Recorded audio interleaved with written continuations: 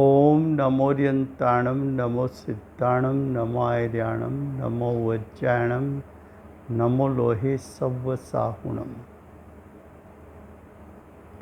मंगलम भगवान वीरो मंगलम गौतमो गणी मंगलम कुंद कुंदार्यो जैन धर्मोस्तु मंगलम। ओंकार बिंदु संयुक्तम नित्यं जायन्ति योगिनां कामदं मोक्षदं चैव ओंकाराय नमो नमः। अहोपकार जिनवर्णो कुंदनो ध्वनि दिव्यनो चीन कुंद ध्वनि आप्या अहो आ गुरु कहाननो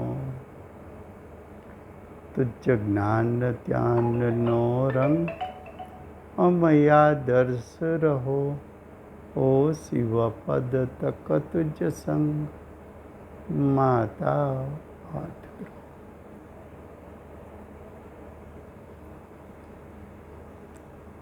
आ अष्टपाहुड़ नामનું અધ્યાત્મશાસ્ત્ર છે।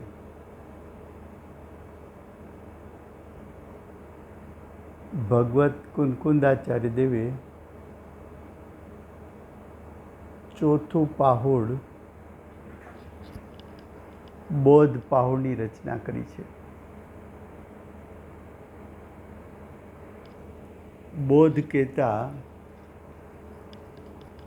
उपदेश, बोध कहता उपदेश। बोध पाहुड़ में तीर्थंकर परमात्मा उपदेश आपता एम कहे छे के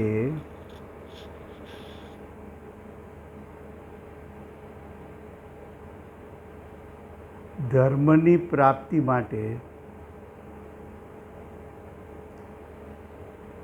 व्यवहार धर्मना स्थान के जेना आश्रये धर्म प्रगट थई सके।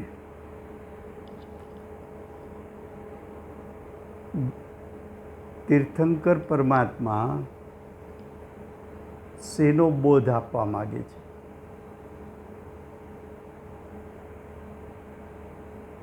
तो के धर्मनी प्राप्तिना साचा स्थानो कया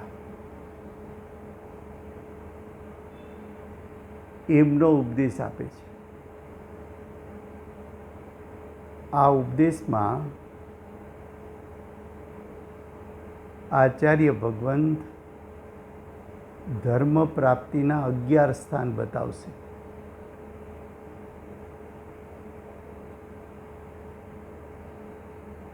आ 11 स्थानों जिनेन्द्र भगवाने दर्शाव्या छे। आ 11 स्थानों थी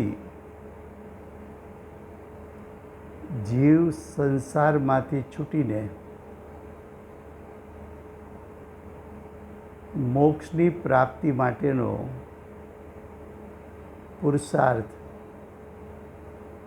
आ 11 स्थानना निमित्ते करी सके छे। शुं कह्युं फरीवार?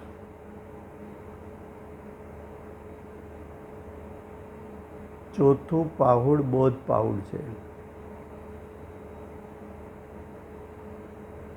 बोध पाहुड़ एटले उपदेशनो ग्रंथ।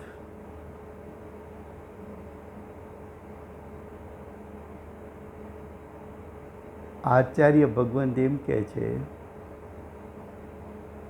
कि जिनेन्द्र भगवाने उपदेश में एम कह्युं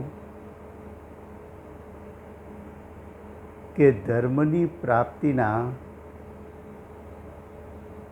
યથાર્થ સાચા સ્થાનો 11 છે.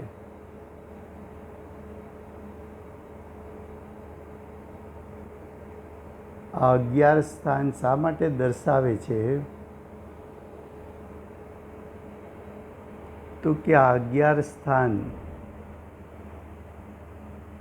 સંસારથી છૂટવા માટેના નિમિત્ત સ્થાનો છે.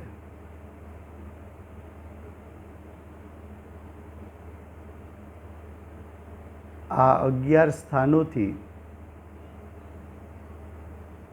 તને મોક્ષ માર્ગ અને મોક્ષની પ્રાપ્તિ થઈ શકે. આ 11 સ્થાન એ વ્યવહાર સ્થાન છે. આ 11 સ્થાન ધર્મની પ્રાપ્તિ માટે છે એવું યથાર્થ શ્રદ્ધાન કરનાર જીવને ગ્રહિત મિથ્યાત્વનો ત્યાગ થાય છે.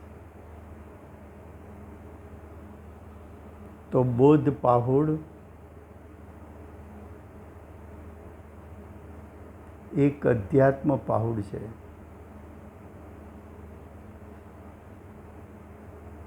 બોધ પાહુડ એટલે ધર્મની પ્રાપ્તિ માટેના સ્થાનો દર્શાવતો ઉપદેશ.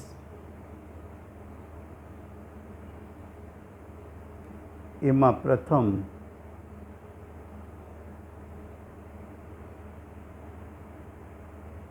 જયચંદજી છાબડા મંગલાચરણ કરે છે.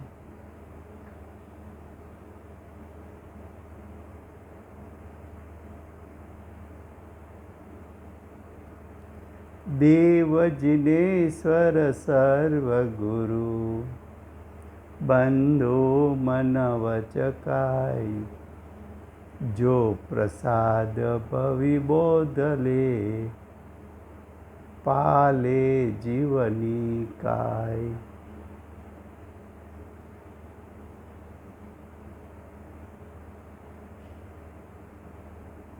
શું કહ્યું? તો કે આ મંગલાચરણ દ્વારા એમ કહે છે કે હું આચાર્ય ભગવાનના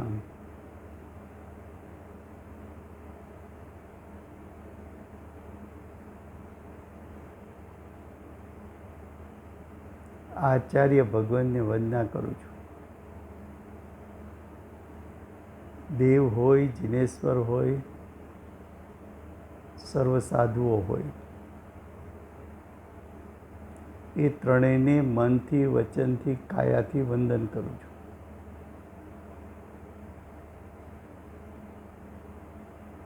ભવિ જીવ જો બોધ લે, બોધને પ્રાપ્ત કરે તો 6 કાયના જીવો પ્રત્યે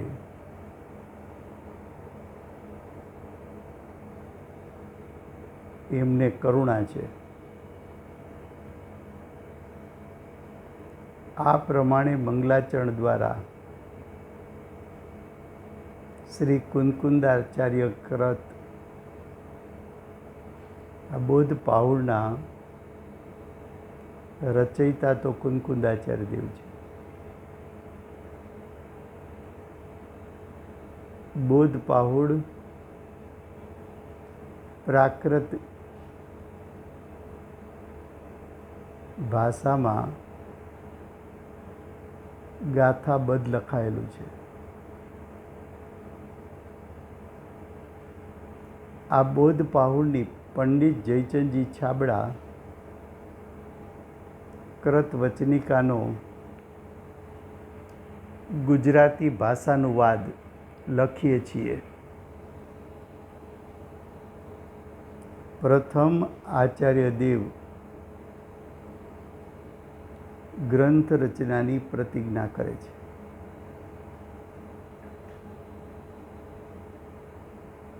હવે આચાર્ય ભગવાન એટલે કે કુંકુંદ આચાર્ય દેવ માંગલિક પણ કરશે અને પ્રતિજ્ઞા પણ કરશે. પહેલી ગાથામાં આચાર્ય ભગવાન માંગલિક કરશે અને બીજી ગાથામાં આચાર્ય ભગવાન પ્રતિજ્ઞા કરશે.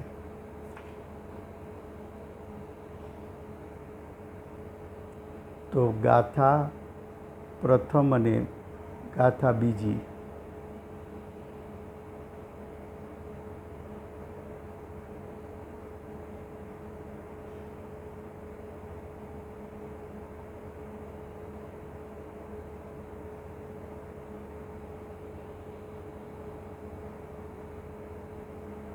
શાસ્ત્રાર્થ બહુ જાણે સુદગ સંયમ વિમળ તપ આચરે વર્જિત કસાય વિશુદ્ધ છે તે સૂરીગણને વંદીને સટકાય સુખકર કથન કરું સંક્ષેપથી સુણજો તમે જે સર્વજન બોધાર્થ જીન માર્ગે કહ્યું છે ચિન્હવરે. હવેનો અર્થ.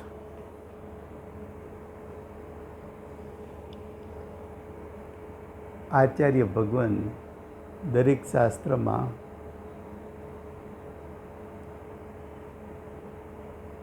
પાહુડની શરૂઆત કરતાં પહેલાં, ગ્રંથ રચના કરતાં પહેલાં માંગલિક કરે છે. ત્યાર પછી પ્રતિજ્ઞા એટલે શાસ્ત્રનું તાત્પર્ય, શાસ્ત્રનું પ્રયોજન, શાસ્ત્રનું હાર્દ, શાસ્ત્રનો સેન્ટ્રલ આઈડિયા પ્રતિજ્ઞામાં સમાવી દે છે. પ્રતિજ્ઞા કર્યા પછી પ્રથમ ગાથાઓમાં આખા શાસ્ત્રને સંક્ષિપ્તમાં કહેશે અને ત્યાર પછી આચાર્ય ભગવાન જે સંક્ષિપ્તમાં કહ્યું હતું એમનો વિસ્તાર કરશે. હવે ગાથા પહેલી અને બીજી એનો અર્થ. આચાર્ય કહે છે કે હું આચાર્યને નમસ્કાર કરી. આચાર્યને નમસ્કાર કેમ કર્યા?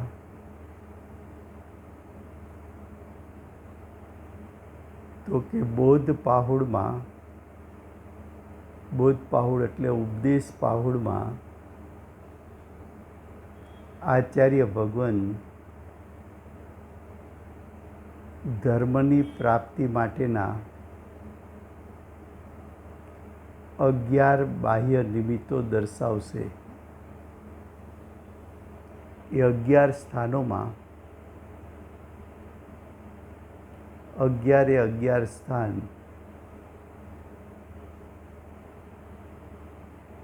આચાર્ય અને અર્યન સિદ્ધ એ 3માં ઉતારશે.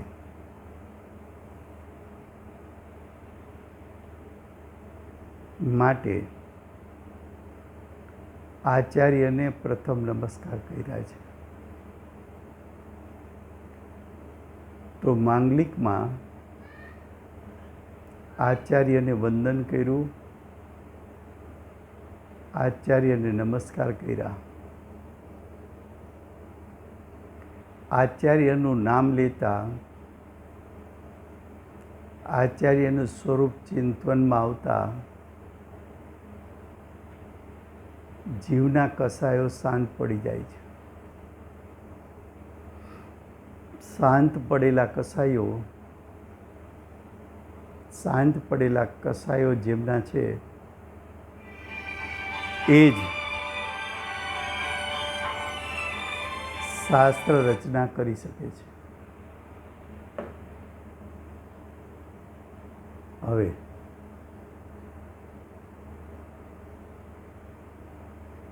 આચાર્ય કહે છે કે હું આચાર્યને નમસ્કાર કરી 6 કાયના જીવોને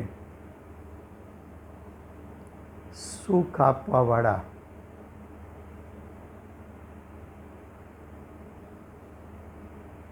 એક ત્રસ અને 5 સ્થાવર. ત્રસ એટલે 2 ઇન્દ્રિય, 3 ઇન્દ્રિય, 4 ઇન્દ્રિય, પંચેન્દ્રિય સંઘની જીવ, એ ત્રસ જીવો છે. સ્થાવર જીવો પાણી, વનસ્પતિ, અગ્નિ, પૃથ્વી વગેરે. તો ત્રસ અને સ્થાવર જીવો એને સુખ આપવાવાળા 6 કાયના જીવોને સુખની પ્રાપ્તિ કરવી છે.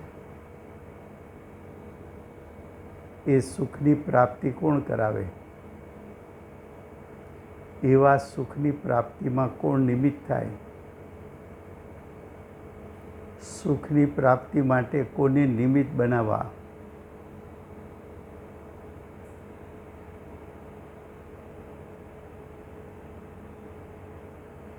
એનો યથાર્થ ઉપદેશ અર્યંત પરમાત્મા આપે છે, તીર્થંકર પરમાત્મા આપે છે. તો કે છે સુખની પ્રાપ્તિ આપવાવાળા જીન માર્ગમાં, જીનેન્દ્ર ભગવાનના માર્ગમાં, જીનેન્દ્ર ભગવાનના મતમાં, મોક્ષના માર્ગમાં જીનેન્દ્ર દેવે જે પ્રમાણે કહ્યું છે તે પ્રમાણે જીનેન્દ્ર દેવ તીર્થંકર પરમાત્મા એમને દિવ્ય ધ્વનિમાં જે કહ્યું છે એ દિવ્ય ધ્વનિ પ્રમાણે, જેમાં સમસ્ત લોકના હિતનું જ પ્રયોજન છે. પરિવાર બોધ પહાડ છે. આ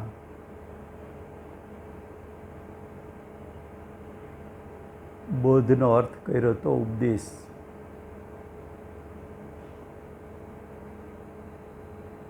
તીર્થંકર પરમાત્માનો ઉપદેશ શું છે?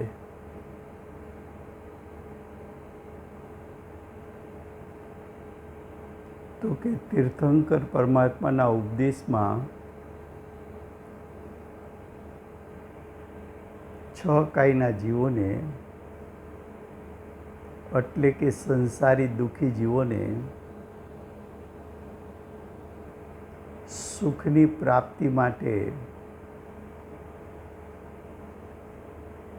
વ્યવહાર બાહ્ય સાધનો કયા,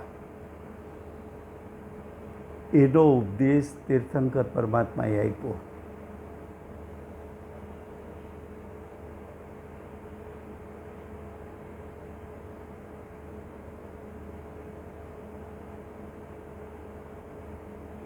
તો કે તીર્થંકર પરમાત્માએ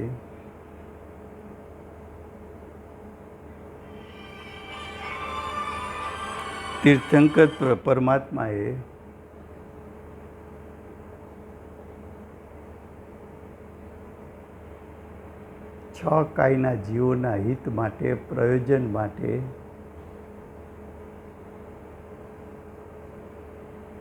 આ ગ્રંથ સંક્ષિપ્તમાં કહીશ. એટલે તીર્થંકર પરમાત્માએ જે ઉપદેશ કહ્યો છે, શેનો ઉપદેશ? તો કે 6 કાયના જીવોના હિત માટેનો ઉપદેશ. કયો ઉપદેશ? તો કે 6 કાયના જીવોને સુખી થવાનો ઉપદેશ. 6 કાયના જીવ સુખી કઈ રીતે થાય?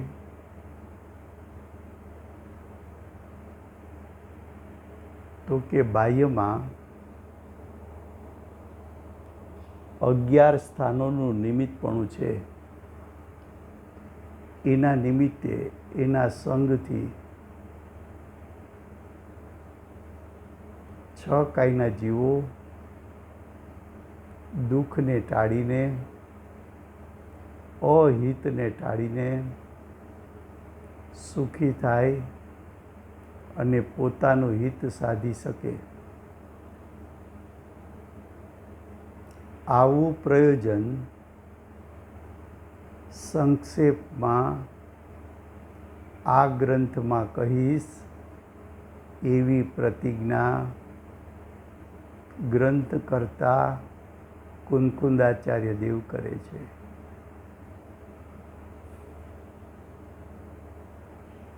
કુનકુંદાચાર્ય દેવની પ્રતિજ્ઞા શું છે?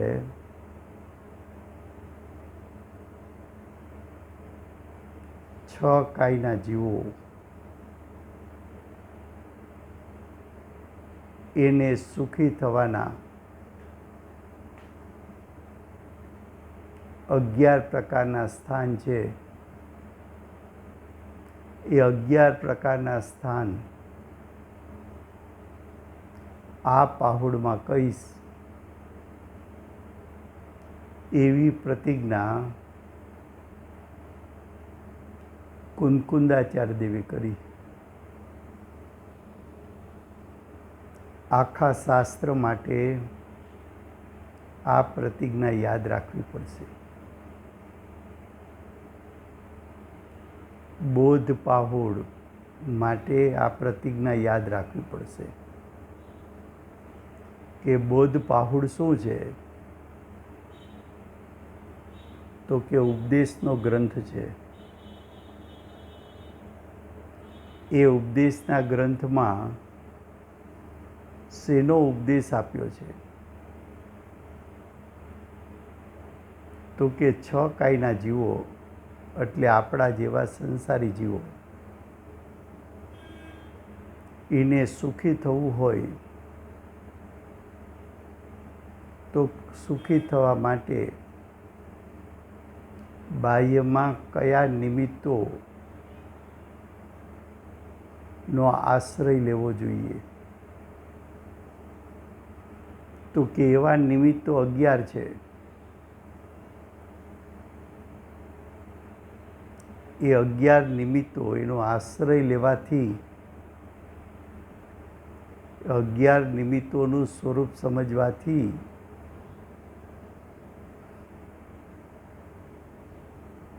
જીવ દુઃખને ટાળીને સુખને પ્રાપ્ત કરી શકે છે. આ 11 સ્થાનો કુનકુંદાચાર્ય દેવ એમ કહે છે એ તીર્થંકર ભગવાનના ઉપદેશમાં આવ્યા છે. અમે સાક્ષાત તીર્થંકર પરમાત્માનો ઉપદેશ સાંભળ્યો છે. એ સાંભળીને એવા સ્થાનોને નિમિત્ત બનાવીને અમે પણ સમ્યક દર્શન જ્ઞાન ચારિત્રપૂર્વક મુનિ દીક્ષા અંગીકાર કરીને આચાર્ય પદ પ્રાપ્ત કરીને વૃદ્ધિઓની પણ પ્રગટતા કરી છે.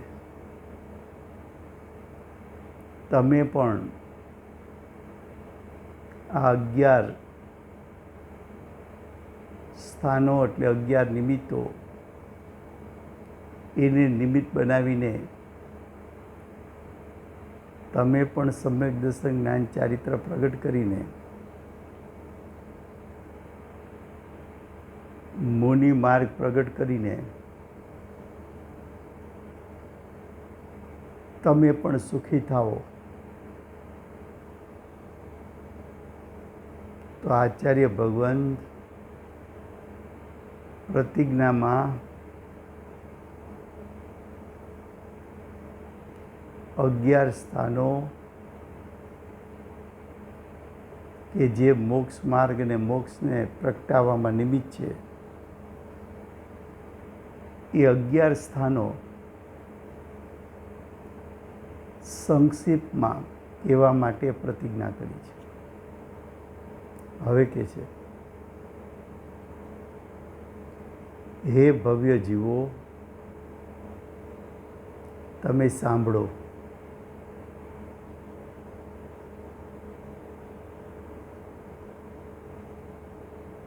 જે આચાર્યની વંદના કરી છે તે આચાર્ય કેવા છે?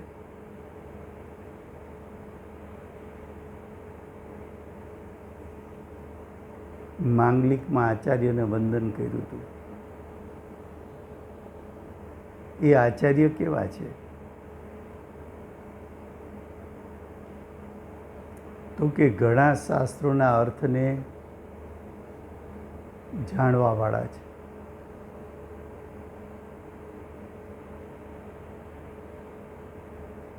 બાર અંગ 14 પૂર્વ એમાંથી અંગ પૂર્વના જાણનારા તથા જેમનું તપશ્ચરણ સમ્યક્ત્વ અને સંયમથી શુદ્ધ છે,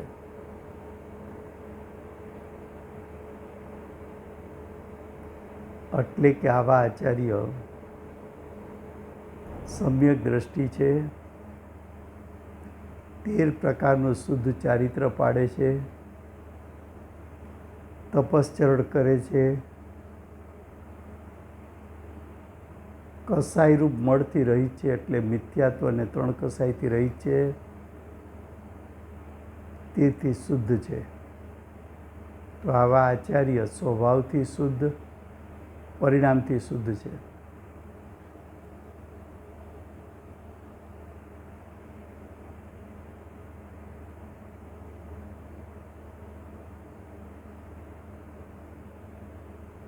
ભાવાર્થ: અહીં આચાર્યને વંદના કરી તેમના વિશેષણો ઉપરથી લાગે છે કે ગણધર પણ આચાર્ય તો છે. તો ગણધર આદિથી લઈને પોતાના ગુરુ પર્યંત,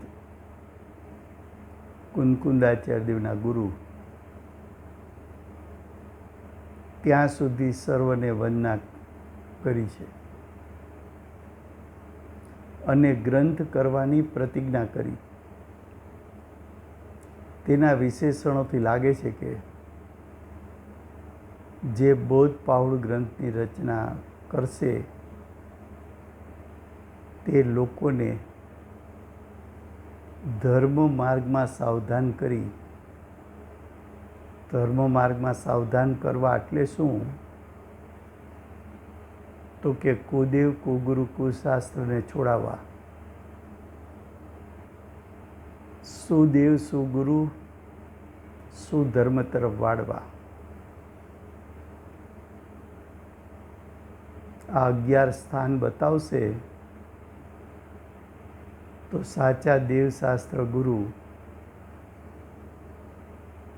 એનું યથાર્થ શ્રદ્ધા અને જ્ઞાન જીવને થતા ગ્રહિત મિથ્યાત્વ એને છોડી દેશે. તો કે ધર્મ માર્ગમાં સાવધાન કરી કુમાર્ગને છોડાવી. કુમાર્ગ, મિથ્યા માર્ગ. મિથ્યા માર્ગમાં જે જીવ છે એને બાહ્ય અવલંબન પણ કુદેવ કુગુરુ કુશાસ્ત્રનો છે. તો કુમાર્ગને છોડાવી અહિંસા ધર્મનો ઉપદેશ કરશે.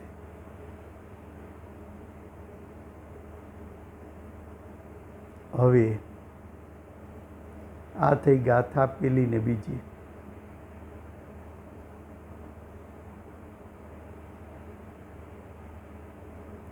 આ ગ્રંથમાં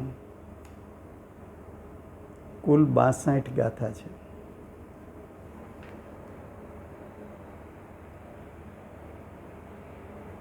કુલ 62 ગાથા છે.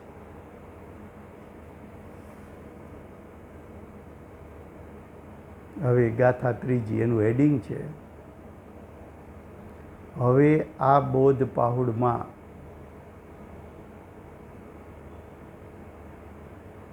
સ્થળ કયા છે, એટલે ધર્મ પ્રાપ્તિના સ્થાન કયા છે.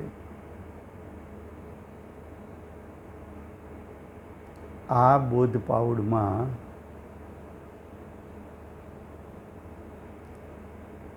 અગિયાર સ્થળ કયા છે. તો બોધ પાહુડમાં તીર્થંકર પરમાત્માએ જે ઉપદેશ આપ્યો એ ઉપદેશમાં ધર્મની પ્રાપ્તિના 11 સ્થળ બતાવ્યા. ધર્મ પ્રાપ્તિના 11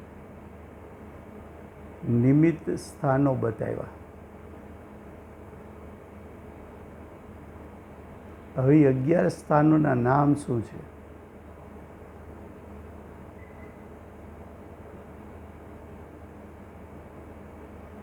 તો ગાથા ત્રીજી ને ચોથી એમાં 11 સ્થાનો એના નામ દર્શાવ્યા છે.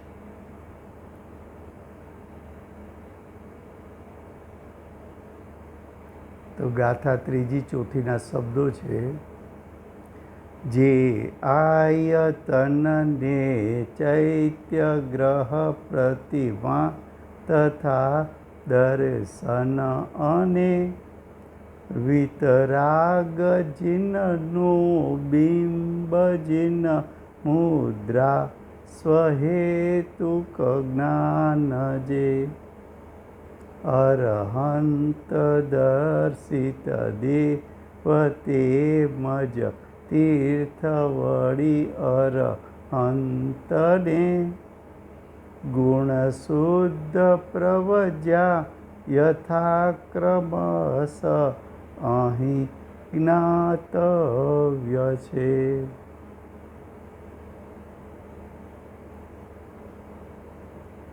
તો ધર્મ પ્રાપ્તિના 11 સ્થાનોમાં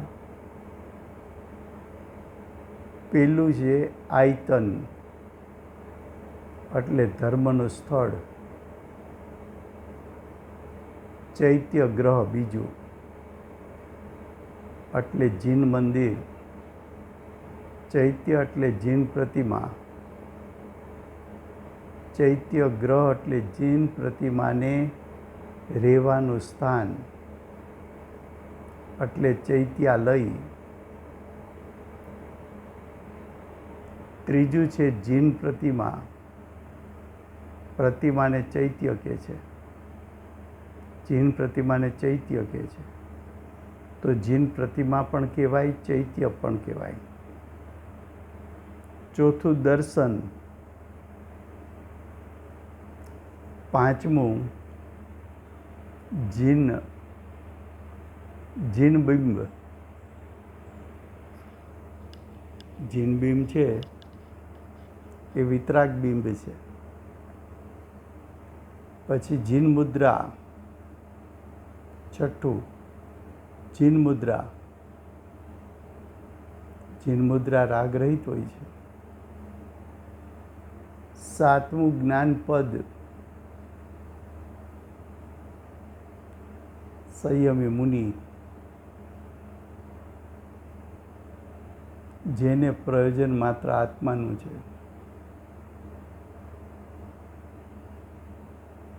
તો 7મું જ્ઞાનપદ થયું, 8મું દેવ, 9મું તીર્થ, 10મું અર્યંત, 11મું પ્રવજ્યા એટલે મુનિ દીક્ષા. ફરીવાર પ્રથમ આયતન, બીજું ચૈત્યગ્રહ, ત્રીજું જીન પ્રતિમા, ચોથું દર્શન, 5મું જીન બિંબ,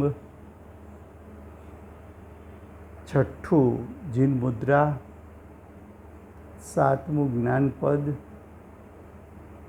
8મું દેવ, 9મું તીર્થ, 10મું અરહંત, 11મું પ્રવજ્યા. આ જે 11 સ્થાનો છે એનું હવે પછીની ગાથાઓમાં વર્ણન કરશે. એમાં આયતન એનું વર્ણન ગાથા 5, 6, 7માં કરશે. ચૈત્ય ગ્રહનું વર્ણન ગાથા 8, 9માં કરશે. જીન પ્રતિમાનું વર્ણન 10, 11, 12, 13 ગાથામાં કરશે. દર્શનનું વર્ણન 14, 15 ગાથામાં. જીન બિંબ વર્ણન 16, 17 ગાથામાં. જીન મુદ્રા 18, 19 ગાથામાં. જ્ઞાનપદ 20 થી 23 ગાથામાં. દેવનું વર્ણન 24, 25 ગાથામાં. તીર્થનું વર્ણન 26, 27 ગાથામાં. અર્યંતનું વર્ણન 28 થી 41 ગાથામાં. પ્રવજ્યાનું વર્ણન, દીક્ષાનું વર્ણન 42 થી 59 ગાથામાં. અને છેલ્લે 3 ગાથા 60, 61, 62 એમાં બોધ પ્રાભ્રત એનું સમાપન કરશે.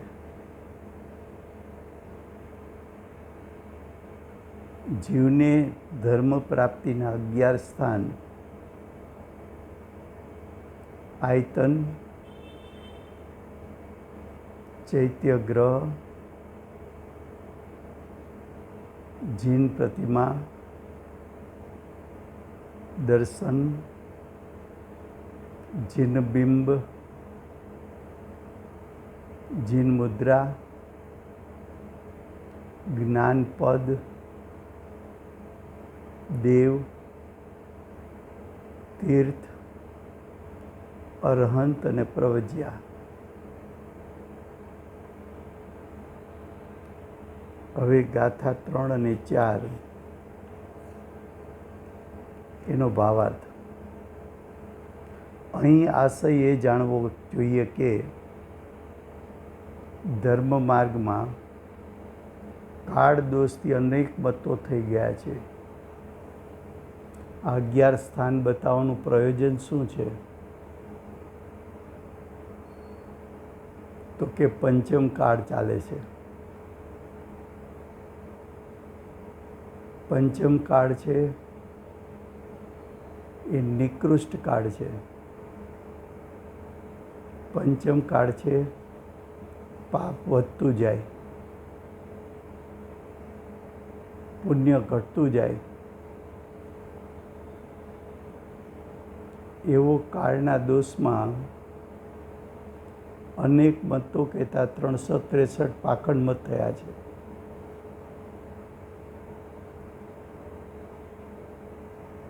જૈન મતમાં પણ ભેદો પડી ગયા છે.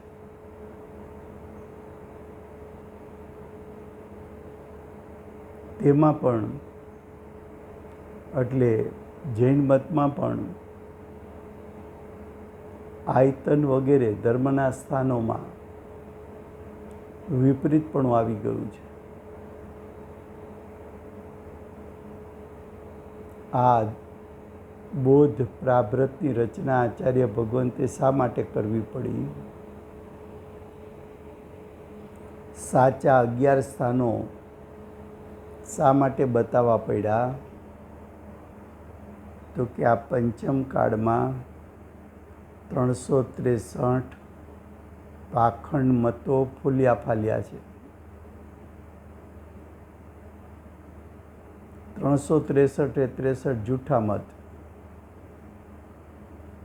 જૈન મતમાં પણ ભેદ પડ્યા. દિગંબર શ્વેતાંબર, શ્વેતાંબરમાં પણ ભેદ પડ્યા.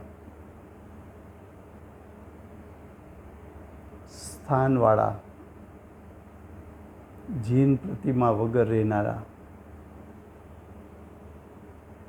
અને બીજા શ્વેતાંબર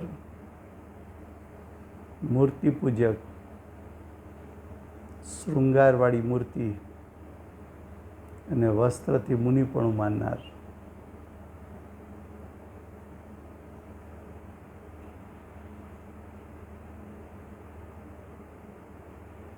તો જૈન મતમાં પણ અનેક ભેદ પડ્યા છે. તેમાં આયતન એટલે ધર્મના સ્થાન, ધર્મના નિમિત્તો, એની માન્યતામાં વિપરીતપણું આવી ગયું છે. હવે તેમનું પરમાર્થભૂત સાચું સ્વરૂપ લોકો જાણતા નથી. કયું સ્થાન ધર્મ પ્રાપ્તિનું છે એનું યથાર્થ જ્ઞાન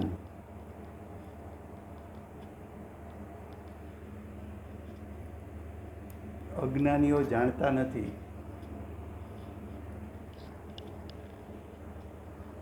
ધર્મનું યથાર્થ સ્થાન અજ્ઞાનીઓ જાણતા નથી. તેમને પરમાર્થભૂત સાચું સ્વરૂપ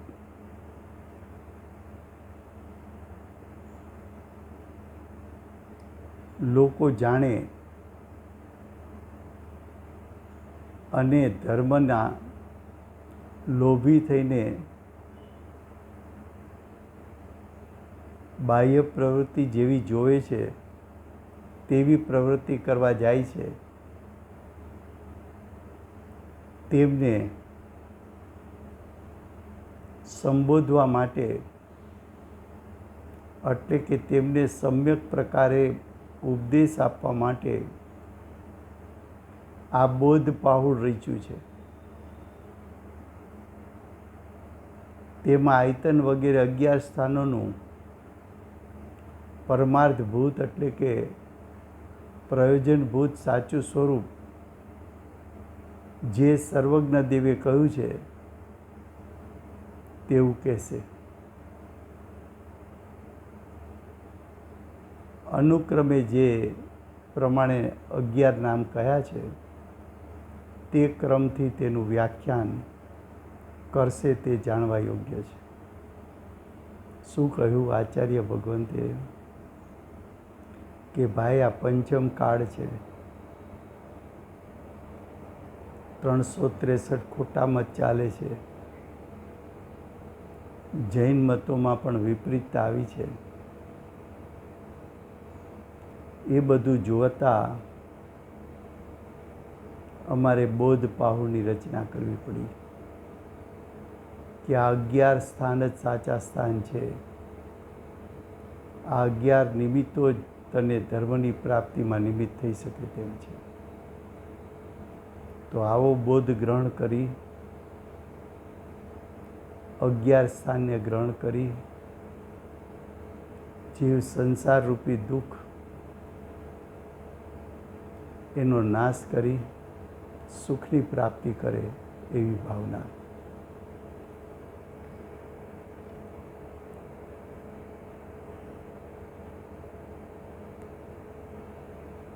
ધર્મના 11 સ્થાનોનો ઉપદેશ આપનાર શ્રી સિમંદર ભગવાનનો જય હો. બોધ પાહુના રચયિતા શ્રી કુંકુંદાચાર્ય દેવનો જય હો. વર્તમાન કાળે 11 યથાર્થ સ્થાનનું જ્ઞાન કરાવનાર પરમ પૂજ્ય સદગુરુ દેવનો જય હો. 11 સ્થાનોને નિમિત્ત બનાવી મોક્ષ માર્ગ પ્રગટાવનાર પ્રસમ મૂર્તિ ભગવતી માતનો જય હો. અષ્ટ જીનવાણી માતનો જય હો. પરમ દિગંબર જૈન ધર્મનો